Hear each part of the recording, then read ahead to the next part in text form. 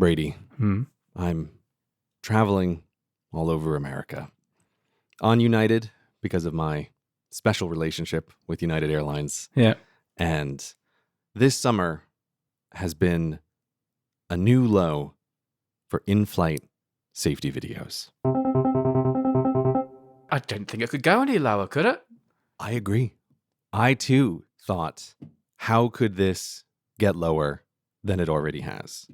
We've discussed some terrible, terrible in-flight safety videos. But here is the new low, Brady. Imagine you're watching a safety video, a video that, in theory, is supposed to be a toolkit for how to save your life in an emergency. But what if we could also advertise a movie to you at the same time? So that the in-flight safety video isn't just vital, life-saving instructions, but it's also a commercial for Spider-Man that keeps interrupting the actual safety video with nonsense. Honest to God, I could not believe what I was seeing. Product placement in safety videos. Okay, it is not product placement. It is a straight up trailer for the new Spider-Man movie. So talk me through how it would work. Talk me through one scene. The way the safety video starts is there's the usual thing. There's like, oh, there's a captain, and they're talking to you about, oh, thank you for flying United, blah, blah, blah. And it's a scene on an aircraft. And then what happens is the camera pulls back and you realize, oh, you're in a corner deli in New York, and the deli owner is watching the airline safety video on his TV in the deli. Like you do. Like you do, yeah. You know, everybody likes to watch them for entertainment because they're so good. Yeah. And then the deli owner notices that there's some sketchy looking people outside his deli who then come into the deli to rob him. And Spider-Man shows up and rescues the deli owner. And then throughout the rest of the video, they keep flashing back and forth between describing to you important things you might need to know about saving your life or how to buckle a seatbelt, but also watching Spider-Man pursue the criminals. How long do these diversions last usually? Long enough, because here's the thing. I should have seen it coming because I was in Chicago, which is a major United hub, and the whole Chicago airport is decked out with all of these giant United Spider-Man crossover ads, where it's like, United Airlines, fly like a superhero, which bothered me for very many reasons. One, Spider-Man does not fly. Perhaps we could have a different tagline along with this. Then when I get on the airplane, the little sleeping mask that they have for you, it's a Spider-Man mask, which is kind of adorable. I'm not going to lie, right? Like, that's like, oh, okay, you got me there with your product placement. I'm on with that. Yeah. I'm not going to be angry about this. But I had a feeling like I've never seen brand integration this deep with an airline before. Yeah. And then when the actual safety video ends up being a trailer for the movie, I had my jaw on the floor. And part of it is I felt like, okay, we have given up all pretense now of what this safety video is. If it is now also a billboard space, let's not pretend that this is a thing to inform us about how safety is. So that's why I say this is a totally new low. Spider-Man's all throughout it. His co-star from the movie also shows up to tell you how funny he is in the movie. The ad part of it totally distracts from the few pieces of information that are genuinely relevant, like where's the life vest? And then to crown it off, when the safety video finishes, fade to black, and then over the speakers of the aircraft, they just straight up play an actual trailer for the whole movie of Spider-Man on all of the screens over the loudspeaker system. And I was like, I can't fucking believe this. Like, I thought I just saw the ad, right? But someone was like, oh no, I don't think that they get it. I don't think they understand well enough that we really want them to see Spider-Man. So we're also going to play a straight up ad over the PA system in the aircraft. It was absolutely shocking to me, Brady. I like the idea that something goes terribly wrong and an engine flames out, and you guys have all been so well conditioned that as the plane plunges toward the sea, all you want to do is watch a Spider-Man movie. It really was a new low for me. we cannot pretend anymore. And as a final little insult to anyone who's watching and paying attention, they made it so movie-like that they actually insert a Wilhelm scream, this very famous action movie sound effect, into the trailer. I'm watching it now. You've sent me Okay. the link and I'm looking at it. That captain of the plane also kind of looks like CGI. Oh, I think the captain is standing against a green screen. That's the way I think it's filmed there. oh my goodness. I'll put the link in the show notes so you too can learn to fly like a superhero on United. I mean, to advocate for the airline for a moment, I mean, you watched it, which is something you normally wouldn't do. So, like, maybe just the sheer unexpectedness of it made you watch it and taught you something? I don't know. That's weak, Brady. That's weak. We all know what this is. I mean, to be fair, I would sit through 4 minutes and 44 seconds of this in exchange for a cool little Spider-Man sleep mask. I mean, I guess the other thing that's weird about this trailer / safety video is, and I kept waiting for it, is I realized, oh, Spider-Man is the perfect character to do a brand integration for, because you don't have to ever have him talk, so you don't have to pay the actual actor to be Spider-Man. Yeah. I forget the actor's name, but the one who's currently playing Spider-Man, who I think is actually really great in the role, was like, oh, United doesn't have to pay him, right? United can just license the image of Spider-Man from wherever. And so I just kept watching this like trailer thinking, come on, have him say something. I know you're not going to have him say something because it would cost more. Right. But it's like, so then I'm also watching this thing on this bizarre meta level of like, they're not going to have him speak. I'm sorry you had to put up with that. There's something about ads on the back seats of aircraft, like ever since the in-flight entertainment systems have come in, where it's like, oh, there's sort of ads here, and I've never really liked it, and it's like, okay, but whatever. I understand how the world works. You know, if a business has to go after additional marginal dollars, whatever. But there really is something that, even though I've always hated these stupid safety videos, it feels like sanctity has been violated somehow in this. Well, this is something you have to watch too. Like, you're mandated to watch this by law. I can't think of any good example except if you were in church and they took a little break to tell you about how great Pepsi is, right? Well, you know, and then like went right back into the service. Like, maybe not here in this moment. Yeah, it's like Coca-Cola paying the Vatican to insert a reference to Coke into the Lord's Prayer. Give us this day our daily bread and Coca-Cola. Yeah, so refreshing. Something that everyone is expecting me to talk to you about has to be dealt with, but it's going to be dealt with briefly. Okay. This is the Cricket World Cup final. Okay, Cricket World Cup final. I think I told you that the Cricket World Cup was on because I was at a previous game when I kept getting flashed up on the screen, on the big screen. This sounds vaguely familiar. I'm glad you pay attention to my stories. Brady, I do try to give you all of my attention during Sports Ball Corner. I try very hard. I sent you the pictures. I'm looking it up. Is this the ICC Cricket World Cup? ICC is the International Cricket Council that runs cricket. They're like the NFL of cricket. So it's the International Cricket Council Cricket World Cup is the full name. Yeah, I think its official name is the ICC World Cup. Okay. Look, basically, the final was between England and New Zealand, all right? Right. And for someone who understands the rules of cricket and has watched a lot of cricket, this was a truly, truly remarkable game that finished in this crazy, crazy way that involved numerous things that I have rarely seen before and tested my knowledge of the rules of cricket. And there's debate about certain things that happen. And it then went to this weird tie-break situation, which became even more strange. And it ended in a very thrilling fashion with the last play of the whole all-day game. All right? Okay. Now, as soon as it happened, I was tweeting about it like crazy because it was making my head explode.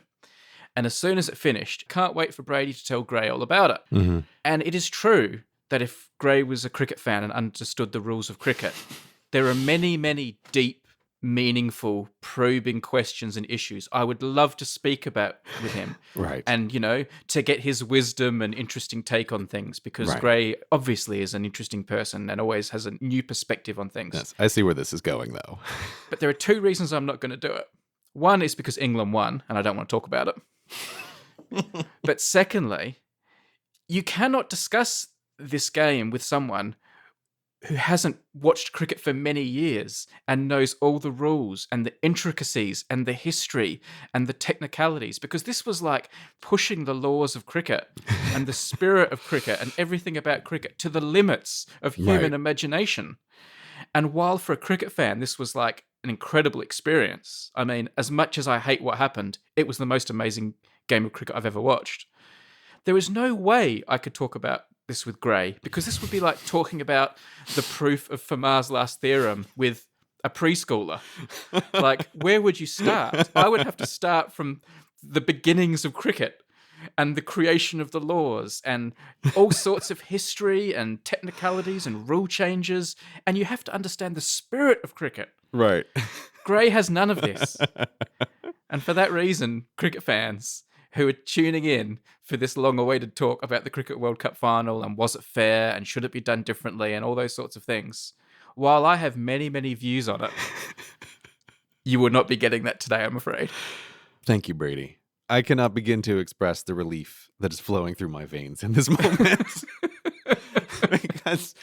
because I do think this gets to one of the fundamental problems of people who are really involved in anything, be it sports or a TV show or anything, and you run across the person who's not interested.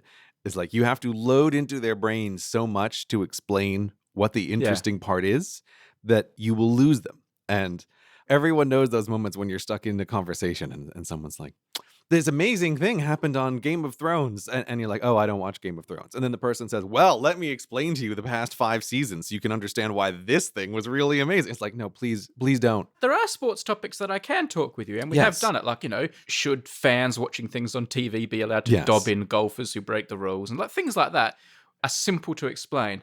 But what happened in this game of cricket and why parts of it are interesting is not in that category. This episode is brought to you in part by Ting. Go to hi.ting.com to get $25 off your mobile phone bill. Ting is a different kind of cell phone company. There's no contracts or anything, and at the end of the month, you're just billed for the talk, text, and data that you actually used. With Ting, there are no strings attached, you're not tied to them, and you can use any phone you want, even the latest Galaxy Note 9 or iPhone XS, and still have an affordable bill. If you're like most people, you're around Wi-Fi all the time, so why do you need to pay for a set monthly data plan? With Ting, you just pay for what you use, but when you are out and about, Ting offers nationwide LTE coverage on both T-Mobile and Sprint. All you need to do is grab a SIM card from the Ting shop and you're good to go. The average bill on Ting is just $23 a month per phone. So when you go to hi.ting.com to get $25 off, that's basically like getting your first month for free. So make a smarter choice for your mobile phone and get $25 off at hi.ting.com. That's hi.ting.com. Thanks to Ting for supporting the show, and thanks to Ting for helping people save money on their mobile phone bills. While I've been in America for this time, when you're in America, you need to rent a car to get around. And this summer, I was able to rent one of the new Teslas, like the Tesla Model 3, and kind of drive it around for a while. And my wife was here as well, and she got to drive it around. And it has been, if I'm counting in terms of anniversaries or summers, it's been 3 summers since the first time that I drove a Tesla. And I've just been thinking about autonomous cars a bunch. I think that video that I originally made that was largely about autonomous cars was like 5 years ago. And just sort of thinking about where this stuff is now and where it might be going.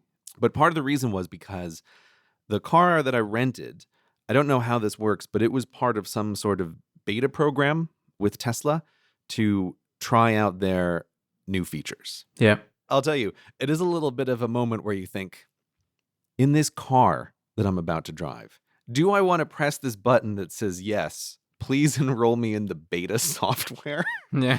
I would like to try out these beta features. It's a little bit different than just like, oh, I'll install this beta application on my phone, or I'll give this beta application a try on my computer or whatever. Yeah. But Tesla makes you click a lot of buttons that says, hey, this is beta software. You need to be super serious. And then they throw up another button that says, I don't know what you think you're doing, but just so you're clear, this is not an autonomous vehicle just because of this beta software. But of course, I wanted to give it a try and check it out. It was a very kind of interesting experience. So here is what I would describe as the current state of the software. So Hmm. they have this thing that they're calling highway auto navigation. So 3 summers ago, when I drove the Tesla for the first time, the thing that it could do is you could get on the highway and then you would enable what they called autopilot. The Tesla would stay in the lane and it would keep a distance from the car in front of it. And you could also tell it to change lanes. So to move one lane over or move one lane back. And it's very impressive and really helps with driving, but it's not exactly something that you could call self-driving in a real way. Hmm. I think it would have been much more fair to call something like that instead of autopilot, which is a really big word making a lot of promises. It'd be much fairer to call that like smart cruise control would be a more correct description. Yeah. Have you ever driven a car that does the stay in lanes things? Because I know a number of cars have brought this on as a feature since Tesla did it a few years ago. No, I haven't. I've been in cars with it, but I've not driven one. My wife's new car has like lane sensors, and if you stray, it like shakes the steering wheel and says, "Hey, what the hell are you doing?" But it doesn't, like, she can't take her hands off the wheel for a moment and it will No. stay in the lane. Okay. No. I asked because it's an interesting thing. Like, I had been in Teslas before and people had demonstrated it to me, but it really is a thing that you have to experience for yourself to really understand what it's like. And especially with this new thing that they're calling auto navigation. So here's what it will now do. Hmm. When you are on the on-ramp, the car says, "Hey, do you want to try our beta software auto navigation?" And you say yes. And the Tesla will merge into the highway traffic, Yeah. which let me tell you is a real hold your breath moment the first time it does it. Yeah. As long as you are on the interstate highway system, if there are any breaks in the highway where the highway diverges into, say, the north path and the south path, or I think like those complicated highway interchanges where I don't know what the name for these things are. They're not off ramps, but I think of them as water slides for cars, where you're now in like one little path on the concrete. You're flying over the big interchange and it drops you down on some other area of the highway. The Tesla will automatically turn into one of those. It will take it. It will re-merge into the highway on the other side. So it will follow all the diverges and converges of the highway system. If you're stuck behind a slow car, it will automatically pass that car and it will try to get out of the passing lane whenever it can. So it's not being a bad driver hogging the left side. And then it will merge out of the highway and then do a happy little charm to tell you when you're on the off ramp that it's time for you to really take control of the car again. Is it legal in all states? That is an interesting question. I don't fully understand the regulatory system here. And I suspect that Tesla's getting around it by saying, don't take your hands off the wheel. Yeah. The car isn't driving, you're driving. And Yep. you need to be prepared at any moment. That's kind of why I asked if you've driven any of this stuff, because it's a weird experience. And it's partly why I sort of thought about it as a bullet point for the show, because in some ways it's very impressive, but it also is a different driving experience where I feel much more like I'm driving with the car. Like we, car and me, are driving. And it's not exactly like this car is completely autonomous, because you do have to take control at any moment, and you can run into situations where it's like, yes, you better have your hands on the wheel and take control. But it's a strange feeling of like cyborgness. Like we are both doing this thing, which makes it easier for me as the driver, but I can't totally give up control. It sounds like almost it would be less, like you'd have to be in some kind of permanent state of like hypervigilance. Like not only are you driving, but you're having to backseat drive for the car as well. It almost sounds like it would be more cognitive load the way you describe it.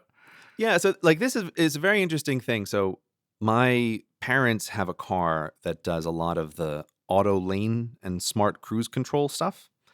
And I drive that when I'm visiting them a lot. And I think one of the things that's really interesting and why the Tesla feels different is all of the other cars I've seen don't give you a very clear visual indicator of how confident is the car in its current situation. So like my parents' car just puts a little like steering wheel icon on the dashboard, which says, "Hey, I can drive on the highway a little bit." Hmm. Whereas the thing that Tesla does, and this is what I think makes it a very different driving experience, is it's constantly trying to relay to you how well of a sense the Tesla has about what the environment is around it.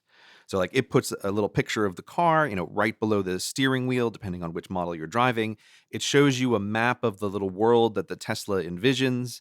It uses a color code to show you how confident it is about where the lanes are. It shows like which cars is it keeping extra track of.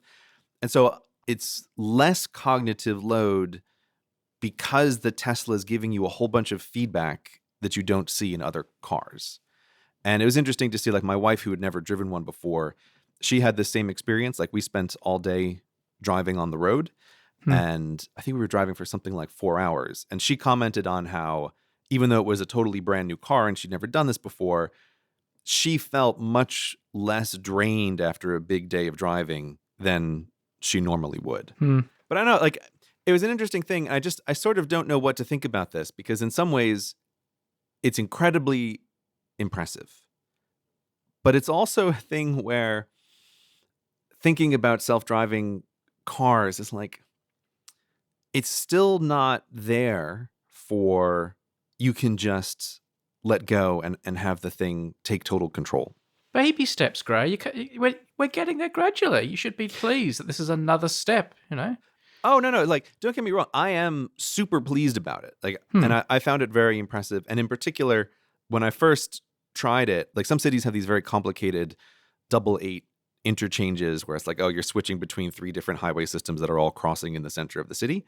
And the Tesla totally did all of the like merging, getting off here, scooting over 2 lanes, taking the correct diverging path, and zipped around these like interstate highway traffic interchanges in a way that 100% I would have been too timid of a driver to do it correctly the first. Like, I would have been one of those people who gets spit out on the wrong side of the highway because I wouldn't have been able to zip over quickly enough and to get into the right place. Yeah.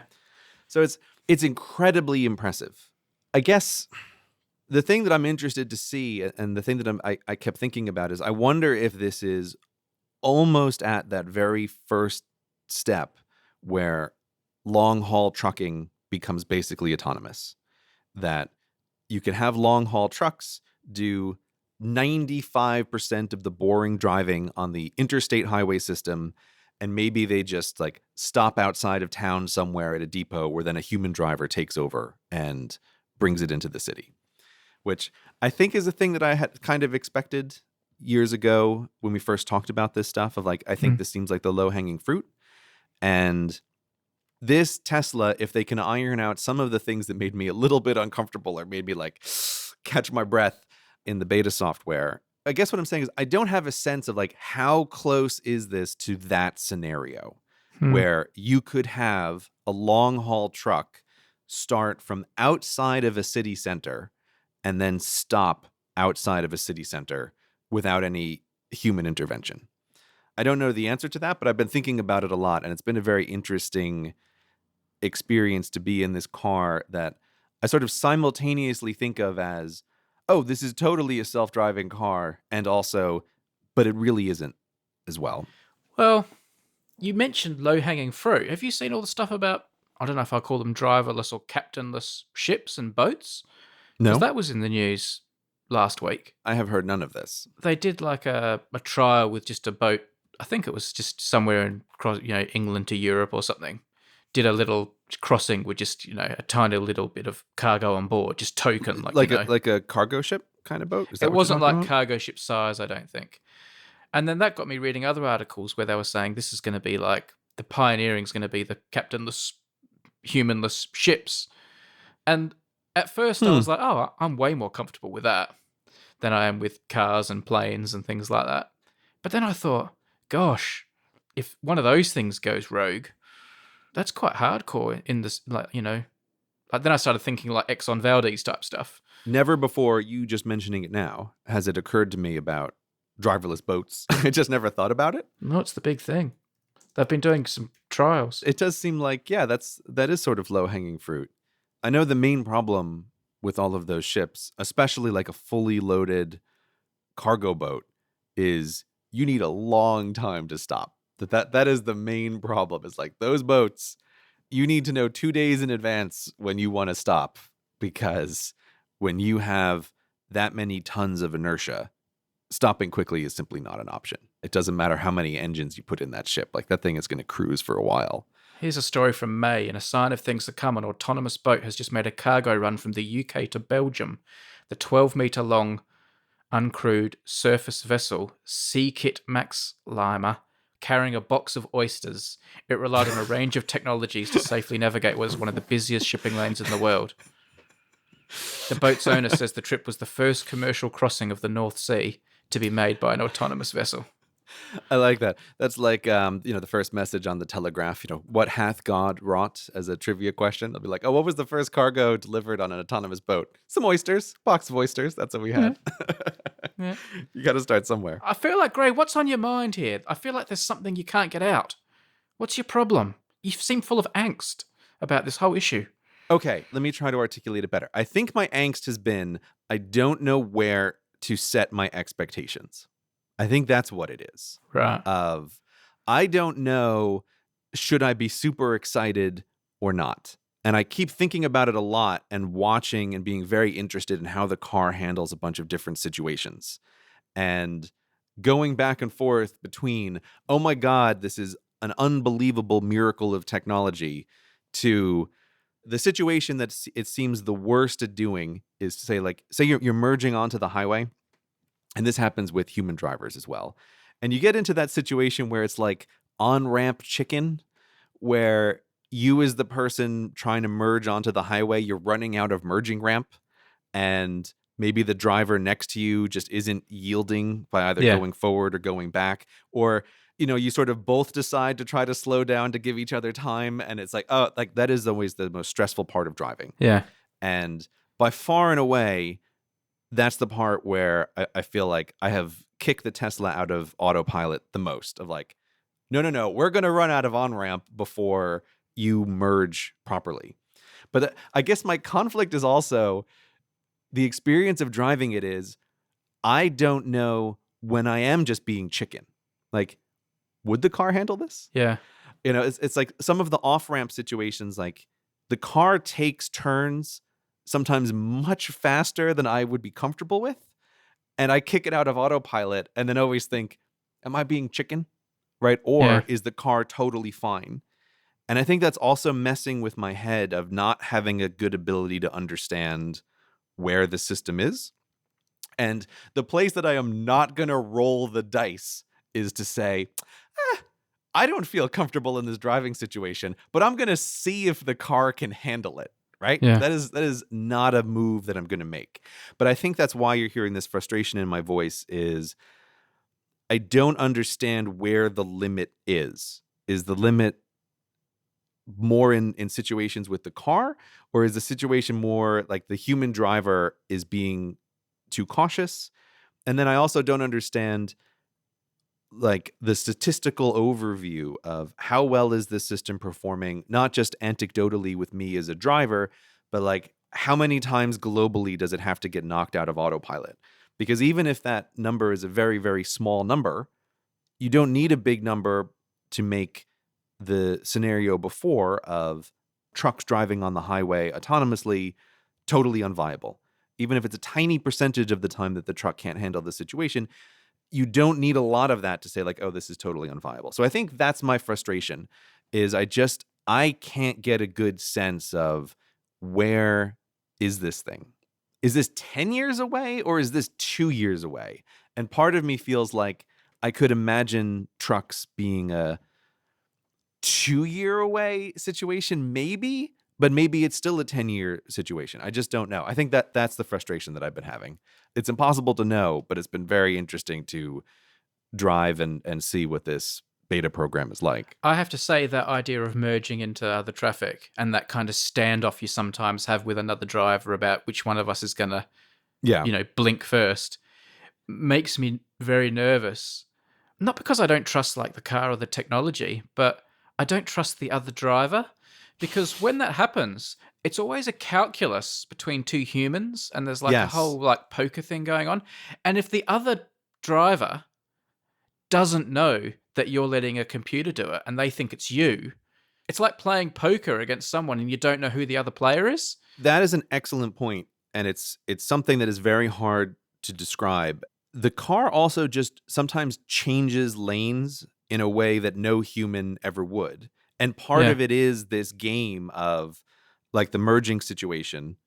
We are all humans, and we all know that we're humans trying to negotiate here to make Hmm. this thing happen. Hmm. And the car does not act that way at all. And I do think that that actually runs into some problems with other human drivers. Yeah. As a good example, if you are the one driving on the highway, so you're not the one merging, Yeah. but you're in the rightmost lane where the merging occurs, the Tesla will follow what technically the law is, that if you're on the highway as the driver, you should not change your speed. It's up to the people merging in to adjust. Yeah. You're not supposed to, as the driver on the highway, help the people merging. But no human acts like that, right? Everybody plays the game of like, let me help you. Yeah. And so even though the Tesla is like following the actual rules of what's supposed to happen, no driver merging in is expecting that behavior. And so I feel like there's been a bunch of situations where we end up with on-ramp chicken because the driver merging is quite rightly expecting that I am a human in the car who's going to help them try to merge. And the Tesla gives no ground in that situation. And yeah, I think that's a really excellent point, that drivers not knowing that it's not the human driving, it's the computer driving, in theory should change behavior, but it doesn't actually. And so yeah, it ends up being a strange situation. And I've never been more aware of not exactly like this social dance, but being in this situation of we are two humans trying to do something even though we can't communicate, but we're still going to be able to accomplish that task. And really feeling like, oh, I've never really been aware of this so much until one of us isn't a human in this task. And now suddenly it's way harder. And I think sometimes it can be more dangerous in what's occurring. Have you been honked because of a decision that the Tesla made yet? No, I haven't been honked at because of a decision that the Tesla made. I think the problem is actually that it can be a little bit too cautious sometimes. So like if you're stuck in traffic and trying to merge a lane over, that Tesla really wants a lot of space to do the lane change. Right. And so again, in situations where a human driver would completely start inching out and the guy behind you knows that you're trying to merge in, you can end up in a situation where the Tesla leaves on its blinker for forever, and clearly the guy behind just gets annoyed. And it's like, what are you, a moron? Like, you have all the space in the world to change in and out of these lanes, and you just don't. So great. Cars come with brake lights, they come with indicators and all sorts of other things so that you could signal to other drivers. Do you think cars should have some kind of signal to other humans when they're being controlled by a robot? Yes, 100%. I think they should. Right. I think that there should be like another set of lights above the taillight to indicate that there's some kind of assistive driving going on. Yeah, for sure. Actually, I mean, I guess in theory it should be entirely around the car, but I do think that that's the case, that there should be something that signals to the other drivers, at least in this transition phase where we have some cars that are semi-autonomous. Yeah. I think it would be helpful. And it's made me as a driver a little bit more aware of other Teslas on the road as well, and thinking like, okay, I can expect that maybe this car doesn't react in exactly the way I would expect a human driver to react. But yes, I would be in favor of some kind of indication to the other drivers that there's more going on with this car than just a person. This episode of Hello Internet is brought to you in part by Molecule. Molecule is a beautiful air filter that I have sitting next to me right now in my office. When you think of air filters, you're thinking about 70-year-old antiquated technology. The last major innovation in air purification was in the 1940s with the invention of the HEPA filter during the Second World War. Molecule is an air filter that introduces breakthrough science finally capable of destroying air pollutants at a molecular level. Molecule's technology goes beyond HEPA filtration to not just capture but completely destroy the full spectrum of indoor air pollutants, including those 1,000 times smaller than a HEPA filter can trap. In a study of 49 allergy sufferers presented at the American College of Asthma, Allergy, and Immunology, Molecule's technology proved statistically significant, with sustained symptom reductions for those suffering from allergies within 1 week of use, with a customer saying that she was able to breathe through her nose for the first time in 15 years.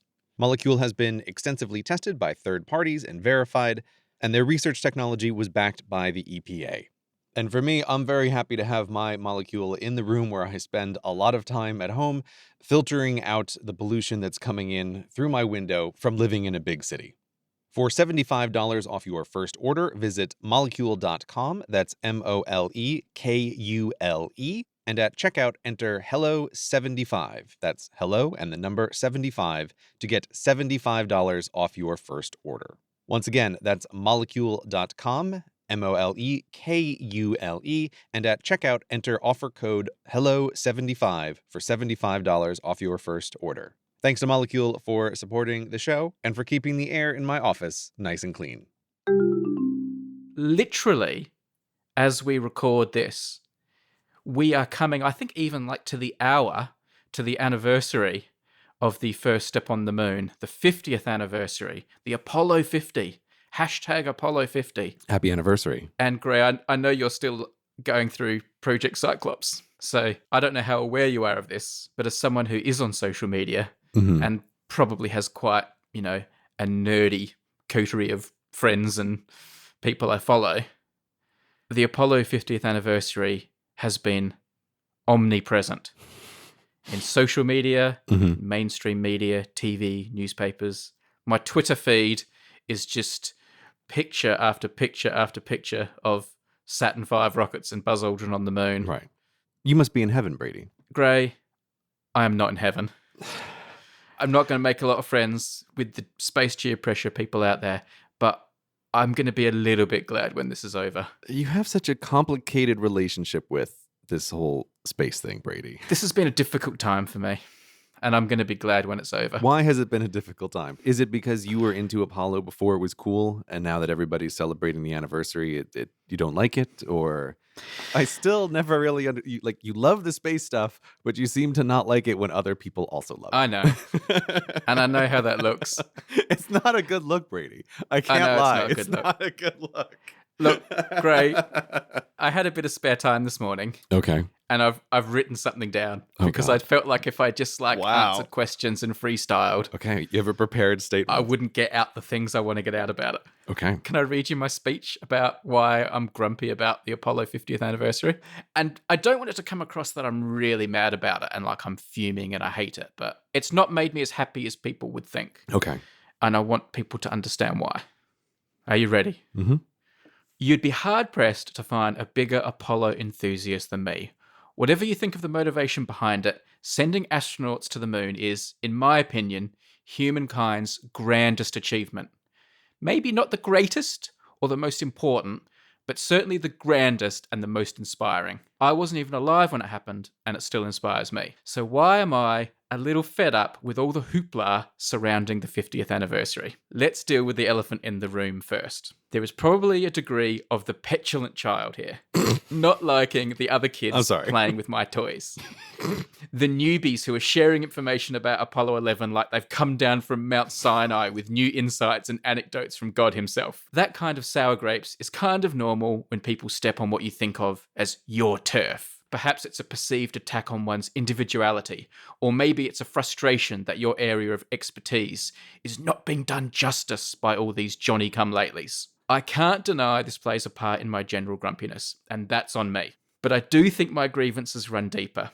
Having worked in newspapers and TV for many years, maybe I see things differently. I see this media circus, travelling from town to town, from topic to topic, from event to event, as more of a parasitic swarm than a glowing spotlight. I see it as a ship full of Vikings hell-bent on raping and pillaging my town before moving on to the next one.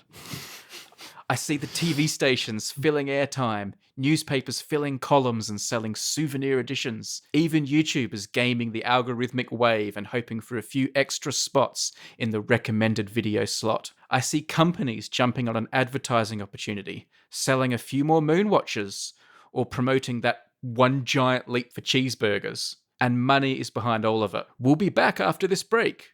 This tribute to the Apollo program was brought to you by www./offercode. And I also see it's built on a foundation of pure hypocrisy. With hushed tones, journalists speak of mankind's greatest achievement, the importance of space exploration. Those same people will next week be talking with equal enthusiasm about World Pancake Day, or the Super Bowl, or whatever that week's core celeb may be. The saturation coverage, and I mean saturation coverage, also highlights just how unoriginal and uncreative almost everyone is. The same jokes, the same puns, the same photos, the same topics, they're flooding my timeline. I guess social media, this river of tweets, just highlights this problem when you see them all juxtaposed in the series of columns.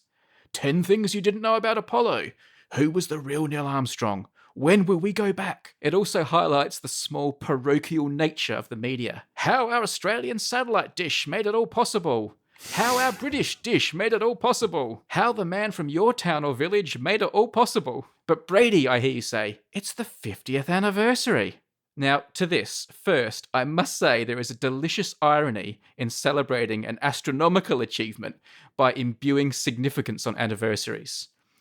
Astronomers, more than any other profession, have a disdain for placing importance on the position of the planets. Yet the Earth passes around the Sun exactly 50 times, and suddenly Apollo matters. Well, for a day at least. On this one day, we'll speak about mankind's greatest achievement and the importance of space exploration. But tomorrow, it's back to normal programming. Is this so very different from, say, a Christian who only talks about God on Easter Sunday? Or a terrible son who only visits his mum on Mother's Day? I know we can't celebrate Apollo every day of every week. And there are many people who desperately try to raise awareness of the importance of space exploration. This anniversary has given them a rare opportunity to be heard above presidential tweets or the latest news from Love Island. I'm also aware this phenomenon is not restricted to Apollo. It happens pretty much every week of the news calendar. I guess it's just that this week, it's my town that's being raped and pillaged, so I'm more sensitive to it. Now, lastly, I did make mention of hypocrisy, and I'm also very aware that I'm culpable myself in many of the sins I've just outlined. I've written scrapbooks full of parochial newspaper stories, and I've jumped on plenty of bandwagons chasing some YouTube spotlight. I've even been involved in some Apollo content this week. Links in the show notes. And I'll certainly be guilty of this again before the Earth has completed another rotation of the sun. But maybe that's part of my grumpiness, the mirror it holds up to me and to the media and to this whole circus. So come at me with your cheer pressure. My grumpiness is strong, fueled by a timeline full of the same 3 or 4 photos, those same lunar listicles, those same 2 or 3 unoriginal profile pieces. But know this, when the circus leaves town, and the media starts congregating around that next tentpole event, there's one thing that will remain truer than my grumpiness, and that's my undying love for Apollo, no matter how many years ago it happened. I'm glad to hear that you still love Apollo, Brady. I don't know quite how to describe what it seems like your internal emotional temperature is there, but I'm glad that you still love Apollo. I'm glad that you can still find warmth in the chest of photos and memorabilia you have next to you in your office right now. And whatever you've moved into the storage space across town. I'm glad you can still like those things. But I have to say, I never thought the day would come when you describe the media as a bunch of raping Vikings. There's a very broad media I was talking about there too, by the way. I'm not talking just about legacy media, mainstream press. It just made me think, like, sort of related, but I had some conversations with people who, just in a general way, have gotten swept up into media storms. And had those sort of same descriptions of, here is this system that is trying to extract advertising dollars out of like a thing that happened to me, right? And it's like feeling like they're just part of that system. And it's just interesting to then hear you say the same thing of like, oh, you have this feeling towards this thing that you like. It's obvious, though, that like everybody reporting on it, they're not all Apollo fans. They're just doing it because, oh, This is going to be, as YouTube often likes to tell us, a tentpole event around which so much content can be created. Like, they wouldn't make Apollo videos any other time. They're making Apollo videos because it's this thing, and so then it just feels like it's completely arbitrary. Is that sort of a fair redescription of what you were saying there? Yeah. I don't think everyone who's reporting on something can legitimately be expected to be like a world authority on the topic. I don't Right. expect that of my journalists. So I don't mind that I'm being told about Apollo by someone who, doesn't collect moonwalker autographs. I'm trying to remember the name of the effect. It's the Murray Gell-Mann amnesia effect, about how, like, when you see people talking about a topic that you know a lot about, you tend to see the parts that they have simplified or things that have been described incorrectly. And then you Yeah. sort of go back to just consuming regular content and feeling like, that person's an expert on everything. They just did a really terrible job with the thing that I happen to know stuff about. Yeah. Is that also part of what this is? 'Cause, like, It hasn't been a lot of that. It's not a lot of the. I mean, obviously, I'll sit there and yell at the radio when they get all the facts wrong, but right. that's not really what it is. It's not that I feel like everyone's getting it wrong. As always, with the shape of a Brady mind, I feel like I can understand, but I simultaneously don't. So let me say, that was a very well-written statement, Brady. Very well done. You should read the one I wrote about the Cricket World Cup final. I'll pass. Just so everyone knows, I didn't write one about the Cricket World Cup final, so don't tweet me about it. So I understand what you mean, but then I also sort of don't understand how you don't think this all the time about everything that, like, the media is covering in the broadest of all possible senses. Because it is like this giant system that needs to be fed content, and this is the content that is being fed it today. It's because of the arbitrariness of this 50th anniversary, I think. I always have an issue with anniversaries. Mhm. Like, anniversary media reporting is a bit of a bugbear of mine. I find it so arbitrary. Like, fair enough, if a big disaster happens, right? Like, some huge disaster and the media's swarming all over it, and every second story in my timeline's about a plane crash, and we're seeing stories about the victims and was the pilot drunk and how did it happen? And okay, a huge thing is happening. There's lots and lots of interest in it because it's happened. And I kind of get that. Like, if it's a story I'm not interested in, oh, well, I'll avoid it, or I might think they're putting too much importance on a story because, I don't think that's that important. You should be covering less of that and more of that, whatever. But the anniversary stuff is just so artificial. It's like just creating a story out of nothing. I guess I celebrate birthdays and kind of, but like, you and I are always complaining about World Puppy Day. Yeah. Last week was World Emoji Day. Yeah. We create these like fake days to generate buzz, and it just feels so artificial and so hypey. I hate hype. Like, just hype for the sake of hype. I'm anti-hype. I think that's why I have all that resistance to all the SpaceX stuff, because besides being like a really interesting technology and a rocket company, it's like a hype machine. And I hate hype. Just let things stand as they are. Don't manufacture hype. And that's what 50th anniversaries and 20th anniversaries are. It's like just an excuse for hype. I will actually take the other side of anniversaries being arbitrary. I understand on a cosmic scale that, yes, this is totally meaningless, that the Earth has gone around the sun 50 times. That's not the way human beings are wired at all. And even if you're just counting the time between British heat waves in the summer, like, well, this happens once a year when the Earth goes around the sun. And so I think it's very natural to think about, what happened this time last year, and then in a non-arbitrary way of this time last summer or this time last winter. Or this time 50 summers ago. I think that the anniversaries are just a natural extension of that idea.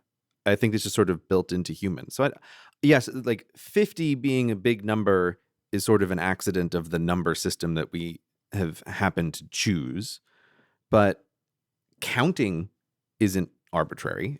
History could have gone different, and we could have ended up with a base 12 number system or a base 60 number system. And so you'd end up with different numbers that were like big deals in that system when you roll over to the next digit. But I don't think the concept of an anniversary can be written off as arbitrary. I think it's a side effect of humans count. You need systems to count, and counting systems create numbers that seem more important than others to human brains. And I don't know, like I found out about the 50th anniversary from you 2 hours ago when he said, "I hope you're ready," letting me know in preparation for the recording.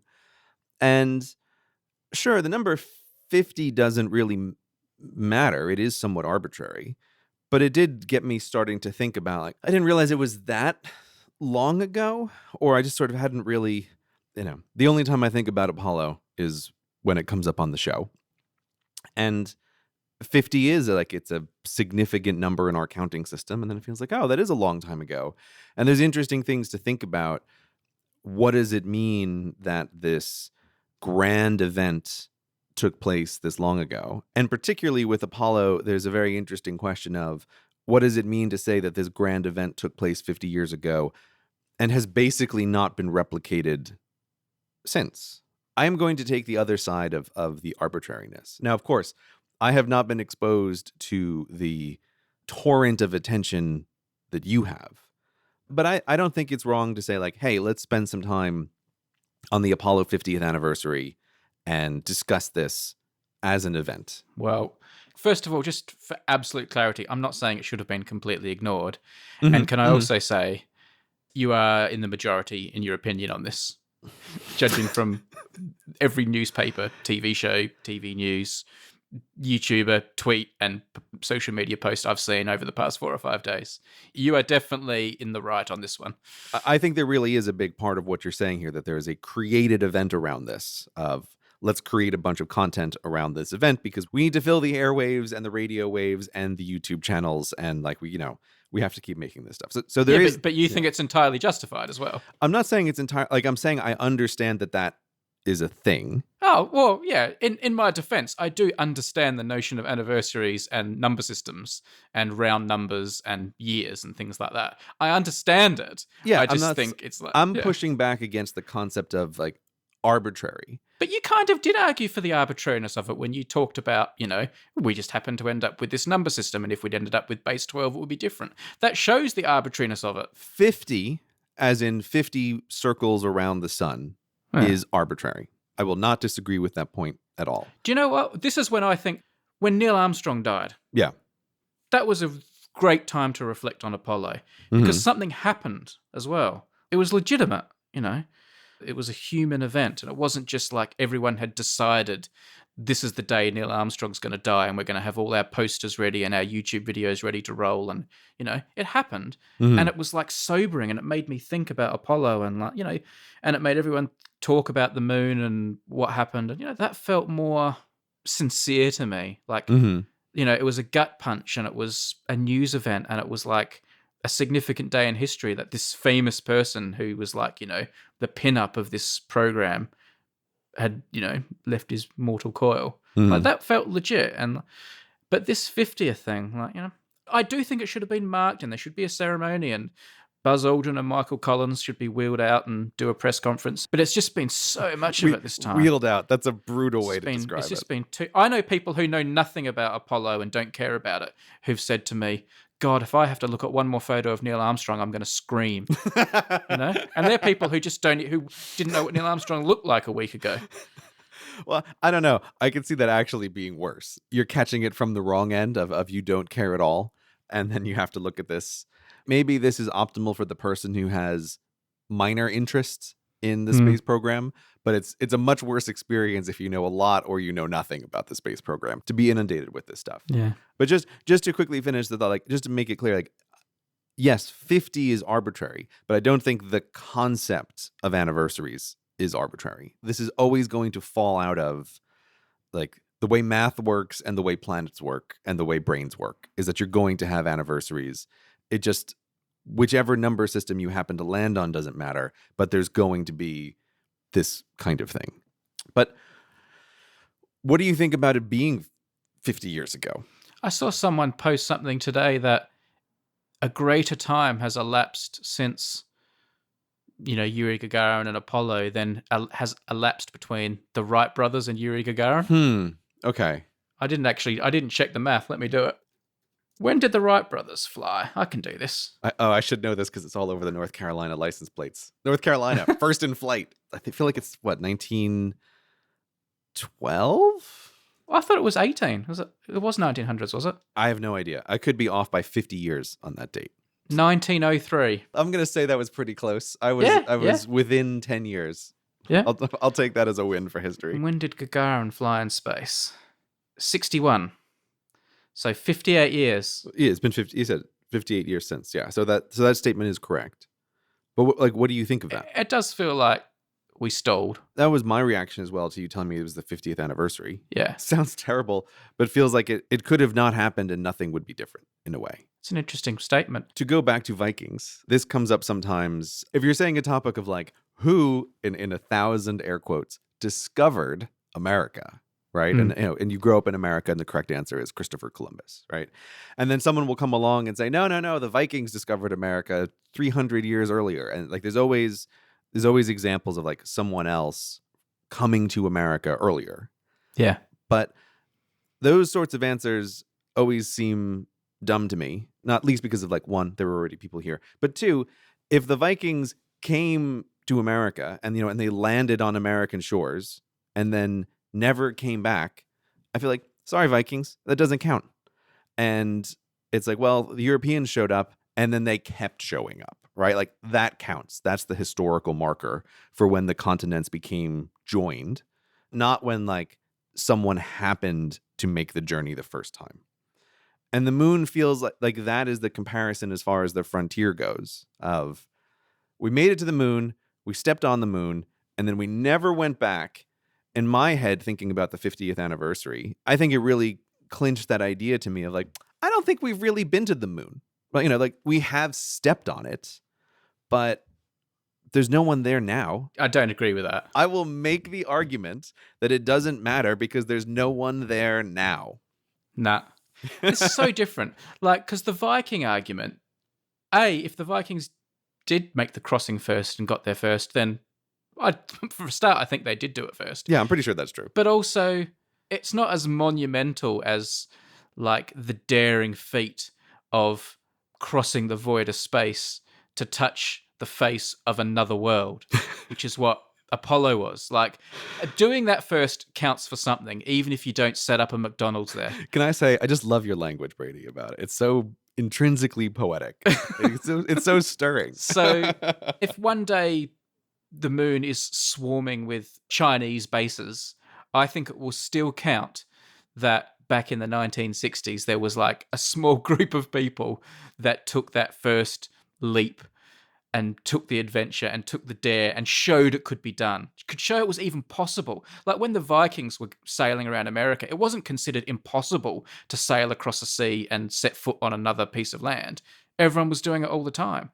But like Apollo, people didn't even know if that you could do that. Like, do rockets work in space? It wasn't that long ago that we didn't know that. The answer to that.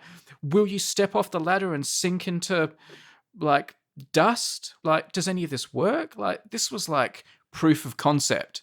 And you can never take away the first person to do something. Like, Edmund Hillary never climbed another big mountain. He never went to the top of Mount Everest again. But when everyone was beginning to think, is it possible? People were dying trying to do it. He, along with Tenzing, were the guys that were like, yeah, you can do it. We did it first. That shouldn't be forgotten, and it won't be forgotten. This brings us back to that book with the story in it about like, how, what are the last names to be forgotten? Like, or how long are you going to be remembered? Yeah. And you raise an interesting point there, Brady, with like, say, obviously China settles the moon because if anyone's going to do it, it's totally going to be China. And in 1,000 years, when the history is retold, I can imagine a version where whatever the first Chinese settlement is, Chinese Plymouth on the moon, that is sort of told as like, oh, this is when we went to the moon. And someone actuallys them with, oh, let me tell you about the Apollo missions that got there first. In totally the same way that if you say, oh, Columbus, quote, discovered America, that someone actuallys you with the Vikings. And it's like, yeah, it's true. It's totally true. Vikings made the journey first, but it's not the impactful one from the perspective, not now, but from the perspective of a civilization 200 years in the future, right? Like, I completely grant you all the grandness now, but I can imagine a future civilization caring much less, that they care about whatever the first settlement actually was, and that's the like year zero for space starts now on the grand scale of time and history, and the limited ability to remember who did what when. Well, I mean, you make a good point, and I'm obviously aware that the victors write history, but hey, you and I are talking about the Vikings right now, so you kind of make my point too. Right, but can we name one of them? Bjorn Bjorkson? Well, you Sure. also won't be able to name like the first Chinese people to set up that base. There probably will come a time where you can't name the country that did it. Everything gets forgotten. Yeah, well, not everything, but it's like it sure gets compressed down into very few names. It was also on my mind because I was just having a conversation with someone where we're trying to play the game of how many people can you name from X century, and it's like, boy, does that list drop off real fast, real quick. Of like, God, how many yeah. famous people can you name from the 1700s? It's like, Yeah. oh, I can pull out a few. Okay, 1500s, 0. Yeah. Right? It's just Yeah. like it's an interesting drop off effect. Answer me this, Gray. Yeah. In what year do you think someone with no access to Wikipedia or books or literature, just their general knowledge, in what year do you think there'll be fewer than 100 people alive who know who Neil Armstrong was? I thought you were going to go a different way, and what I wonder is, I'm thinking, was Neil Armstrong on that general knowledge quiz that we did? I can't remember if he was or not. I don't know. Fewer than 100 is a problem because if human civilization is around a long time from now, I expect there's going to be way more people. Yeah, but Gray, fewer than 100 people can name the first Viking to set foot on America, and that wasn't that long ago. That's different because I'm willing to bet no one can because it's lost to time. Yeah. I actually think it's harder to find a piece of information like the one you're specifying now, where there's a very small number of people who know it, but that number isn't 0. How many years in the future will Neil Armstrong be forgotten completely? For all intents and purposes. I'm going to say 1,000 years. I'm very certain about that. That for all intents and purposes, it's like, Okay. who cares? But between 0 and 1,000 is very hard to say. And we also run into the very many topics we've discussed on the show. Like, well, what do you think is the probability that AI kills us all between now? Like, is there a civilization that exists? What do humans look like in 1,000 years? Like, all of that actually starts to muddy the waters very quickly. Who that's alive right now, Okay. or has been alive in your lifetime, do you think will be remembered in 1,000 years? Because there are people from thousands of years ago we can name. I mean, if I have to place a bet on that, I would say no one. No one. I would take that bet all day long. Would you? Will Hitler be remembered in 1,000 years? Oh, man, that's a good question. Because we do have, like, tyrannical rulers like Herod and people like that who are over 1,000 years ago, whose name is still known. I don't know who Herod is. Who's Herod? Well, Herod was the king that was having babies killed when Jesus was born. Ah, my Sunday school teacher would be very disappointed in this moment. Like, Herod, I don't remember. Oh, hang on, I'm getting my Bible stories mixed up too now, but yeah. He was a bad king from Bible days. Yeah, so Hitler is a really interesting question. And I think Hitler will be remembered in 1,000 years. Maybe just because it's like Hitler has morphed into the idea of the worst person who exists. Right. Like, like internet memes kind of keep this alive of you have conversations and, the old joke is like the first person who brings up Hitler loses in an argument. Like you've gone all the way to the edge, right? First one to mention the Nazis is the loser in this argument that you're having. And you don't think that Neil Armstrong is a candidate for the opposite, to be that kind of space Jesus figure, that kind of, the antithesis of a hero, even if people don't know what he'd look like, and that he just becomes like the default name for hero explorer? I don't think so. Yeah, fair enough. Because I think bad guys have an advantage in memorability. Yeah. That heroism is obviously better, but is kind of boring. And he was a boring guy. Yeah. Like we watched that movie and it's like, well, what a steadfast man who just did the job he needed to do. I mean, I'm perfectly aware that a lot of young people now don't know who he was. And as you say, like, villainy is intrinsically more interesting because it Yeah. cuts against the social grain. Yeah. Walk into any bookstore and compare the how to be a hero section to the true crime section of the bookstore. And the difference is massive. And so that is a really interesting point about Hitler. And I think World War II will kind of never be forgotten because it's like a perfect concept of a war. Like you have Hmm. such villainy on one side, and it's like it's so clear cut. It's not like a giant bowl of spaghetti mess like World War One. So I think World War II has a real chance of being a historical event that's remembered for all of time, like when very many other things fade away. It was also ended so spectacularly, didn't it? Like a movie. Not only did That's you get true. like D-Day, which was like a movie, but you Hmm. got the nuclear bombs. Like you just got everything. That is true. That's another point in the favor of memorability for Hmm. World War II. Whereas stepping on the moon, again, from modern perspective, very glorious.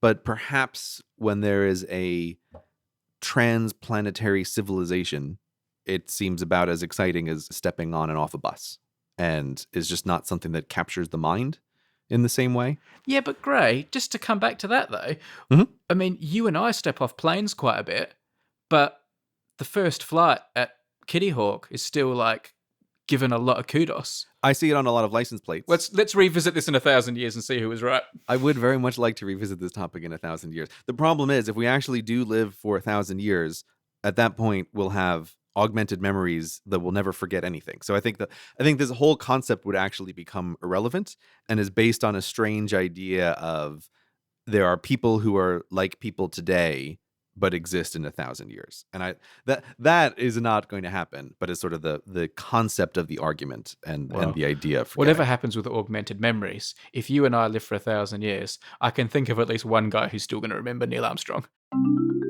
I'm often asked for Apollo recommendations, so today I'm going to give you 3 must-listen audiobooks from our sponsor, which is, you guessed it, Audible.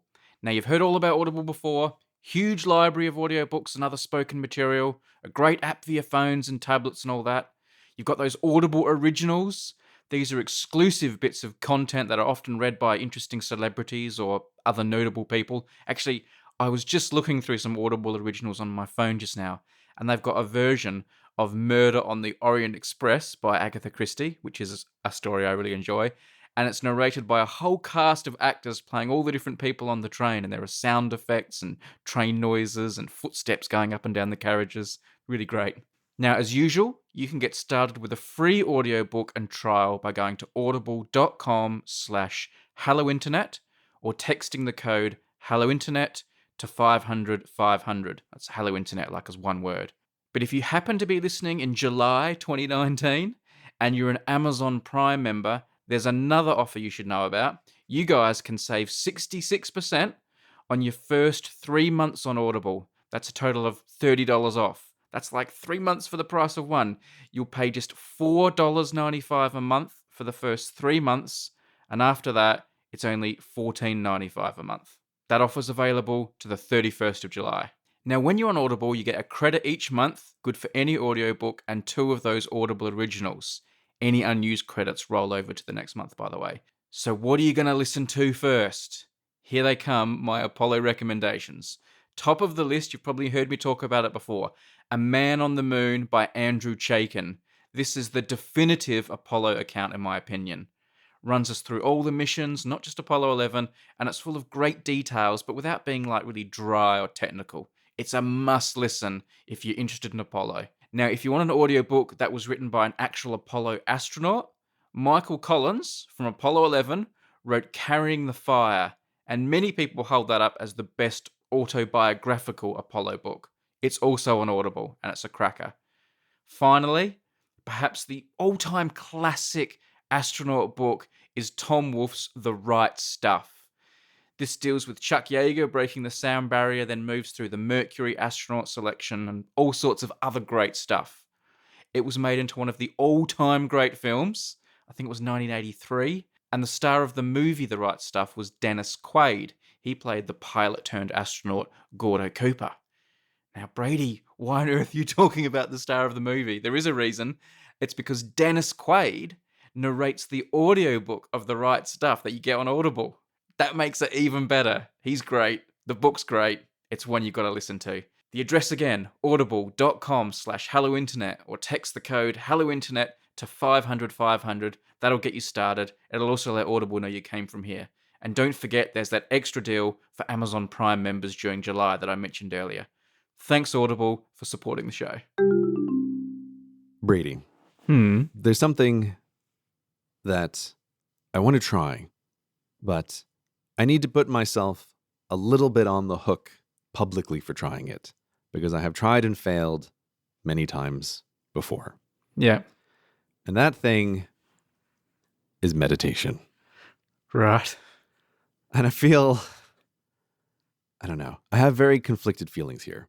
I feel kind of weird even bringing it up as a topic because it's very woo-woo. It's very like, yeah, center your chakra yeah, and Reiki healing and all the rest of this. But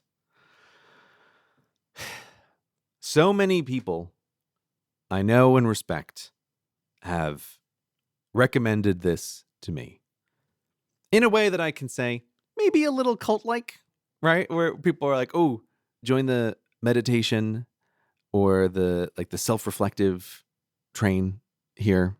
And like when we did these many years ago, Fidetron 5000, one of the things that I got out of that was the best for me was knowing I'm not a runner. I'd had people in my whole life tell me like, oh, you should give running a try. You really have to give this. Everybody can be a runner and everybody will love it. And I feel like during that time of the podcast, I gave running a real shot and I came to the solid conclusion, I'm done with this. This is a closed project forever. I'm not for running. There's nothing here for me. And in the future, when someone says, oh, but you haven't really tried running, I can say, yes, I have, and I'm done with this. You should try it again, Gray. I really like it. I'm done with this. All right. Right? But it's like, it's just not for me. And Okay. I know that in a very solid way. Okay. And so I feel like I want to do this again, but I'm going to, with meditation of like, I've had people recommend this to me. I've made a couple of lame attempts at trying to do like mindfulness practice, and I've always given up relatively quickly. But so what I'm going to do is like, I think for like about a month after this recording finally goes up, Yeah. I'm going to try to do it on like a very regular basis and see what the deal is. Because smart people who I respect make big claims about the benefits of meditation. You're laughing there. Like, have you heard claims about meditation, Brady? Like, do you know what I'm talking about here? Yeah, Like, and I'm laughing at the whole smart people I respect line because it's like it's such a loaded phrase. What do you mean, Brady? It basically means there are certain things about you that I think you're right about, but that particular one, you're an idiot. No. That is okay. That is actually not how I mean it. Yeah. I mean it much more in the dismissive way of there are very many people who would recommend things to me whose opinions I would not take seriously at all.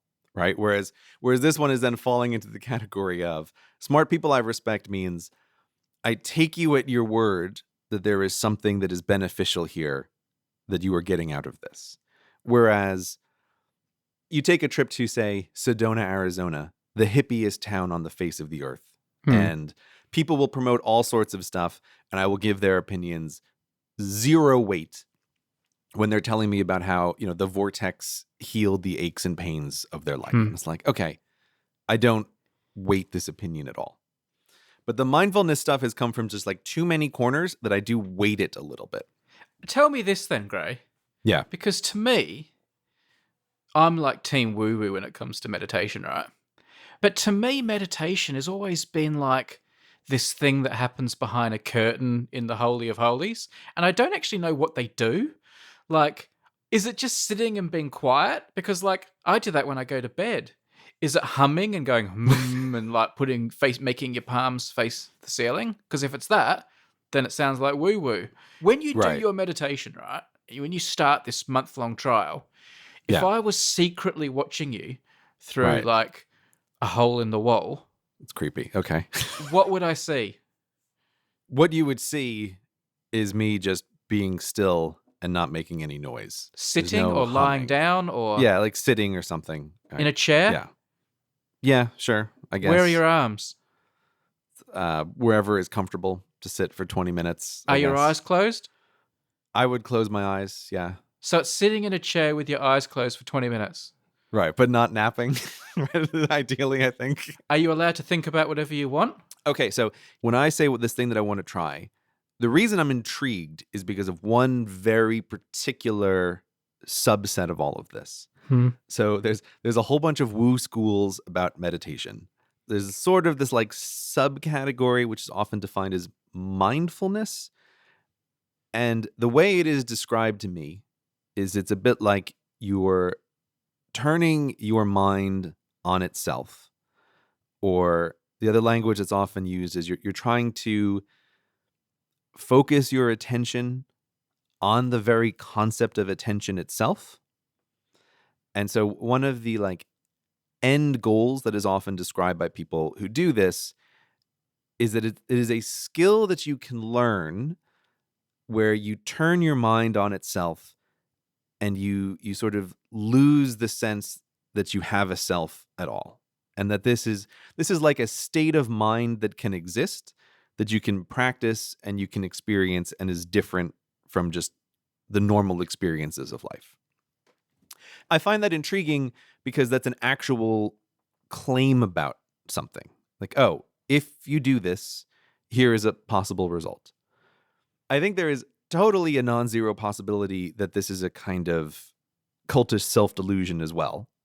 But that's why I use the phrase like smart people I respect say that there is something here in a way that I wouldn't necessarily take this claim seriously from just anybody.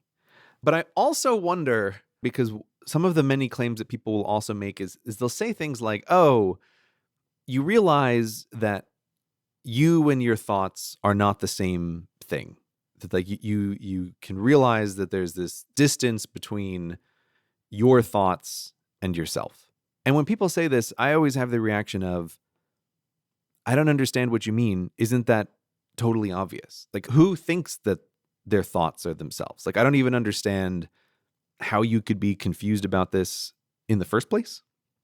So I don't know. There's another part of me which is just a little bit intrigued of like, oh, maybe I just have a totally wrong brain for this and I'll get nothing out of it. I don't even understand that statement, yet alone whether it's obvious. Oh, I know. It's like someone saying to me, Brady, your YouTube videos are not you. Yeah, I know.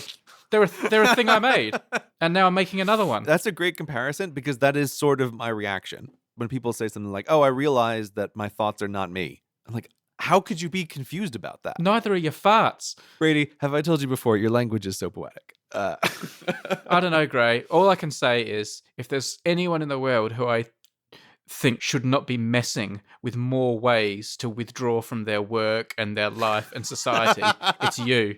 And just when I thought you found every possible excuse to withdraw and disappear from the universe, you're going to go and find another one. Oh, I didn't think about that. It is sort of on brand, isn't it? Yeah. It's like it's giving a new drug to a drug addict. Oh, there's another way I can just go and disappear and be absent. I did not think about it in those terms. But my expectation is coming out of this, it's going to be like the running. That I feel like I've given this a real try, and at least for me, there's nothing here. Maybe this is beneficial for other people. I'm not even saying that it's not real in the same way that like I don't deny the reality of running. But I have found this a topic that has just vaguely frustrated me and has been on the edge of my mind for a long time.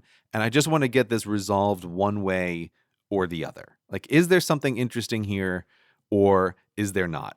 And I have had this in the show notes for like a year as well of just like, oh, at some point I want to mention this. And I've just decided like, forget it. Like, I'm just doing it now. Enough people sort of mentioned this to me on my travels this summer. I'm like, okay, God damn it. I'm just going to do this and give it a shot. So if any listeners want to come on the journey as well, if you've ever been annoyed by meditation, maybe now is a time to like give it a shot, I guess. And we'll all meet up together in a few episodes. But this is a thing that I'm going to try. I'm going to imagine that you have no interest in trying this. Not really. I'm not even going to try to convince you to do it. But this is me Hmm. getting it on the record for me that this is a thing that I now actually have to do and that we can revisit as a topic. I'm at the highest stress I think I've ever been at, like in terms of just all the Oh, stuff yeah? going on. And I do feel the stress for the first time. So part of me's thinking, I'll wait for you to do it. Okay. I'll hear what you report back. Because You want to report back. Because you're someone whose like opinion I respect. What's the word again? Smart people whose opinion. What's the thing you are? I've already forgotten. You've broken it in my brain. I can't remember what the phrase is, but Whatever yes. the phrase is, you're one of them. So if you report back that it helped, although you were wrong about the Apple Pencil, Right. Okay. Yeah. I'll report back to you later, Brady. report back, and if it works, then I'll consider it. Have you got like a space where you're going to do it? Like, where are you going to do it? My vague plan is, I think the place that this would fit best in my life is post exercise. That's roughly my idea. So it's like, oh, I'll consider this part of the vague health routine. It's like I'll go to the gym, and then after the gym, I'll meditate At home, like at a space in your home. Yeah, or like my gym has a sort of area to sit in. Like maybe this is a thing to like do. Like those Zen type rooms with. yeah, where I can look like a total hippie. Yeah. That's vaguely my thought, but I also do feel like that I have to connect this to some other part of my life because there's no way I'm going to ever decide, you know what I'm going to do right now? Meditate, right? Just out of nowhere. In my head, that's all you ever do. Like, not in like an eyes closed kind of way, but like, I just imagine you spend hours just sitting in a chair, just like thinking about stuff in your next video, and because I can't see what else you do with your time. Like, I imagine you in this kind of permanent state of like semi-meditation anyway. Like, yeah, that's me, Brady. I'm just a Jedi master floating above a chair. I'm not taking the piss. I'm not even like, I don't know. You seem like someone who meditates on things a lot anyway. Well, you know, we'll see. We'll see. Yeah. I expect it will be a total failure, but I'll see How are you you people in a going to couple learn episodes. how to do it? Is there an app, or have you read a book, or? There's a few apps, and I think I'll give them a try. Is the idea, the like guided meditation kind of stuff? No, I'm familiar with them. My wife does them sometimes, so I have listened to them a lot, and there have been times where I've been like lying there, and she said, "Oh, why don't you try this?" And I've done that 4 or 5 times. You know, now imagine you sort of work your way through your body, now your toes, and work your way up to your knees. Those sorts of things, though, like this again is where I'm not in this for the woo. I'm in this for some kind of skill. That's the stuff I have no patience for. The like, oh. Those sorts of things are like the difference to me between, say, like a relaxing massage and something that's like a therapeutic massage, right? Where I'm not looking for someone who's just like a nice voice to make me feel relaxed. I'm trying to extract the things that people seem to describe about changes in mind state. What is it about you that you're trying to fix or add to? Like, what's the problem being solved by meditation for you, if it works? Oh, nothing. I'm not trying to solve any kind of problem. This is totally just, it has been described to me that like there's this other area of life that is experiential through skill. It's like taking drugs or something. It's this concept of, oh, there's this other way that your mind can be that you kind of have to practice to try out. But no, it is 100% exploratory. I'm not trying to like solve a problem. Right. Like I'm not in this situation where you describe, oh, you feel particularly stressful and you're looking for this as a problem to solve.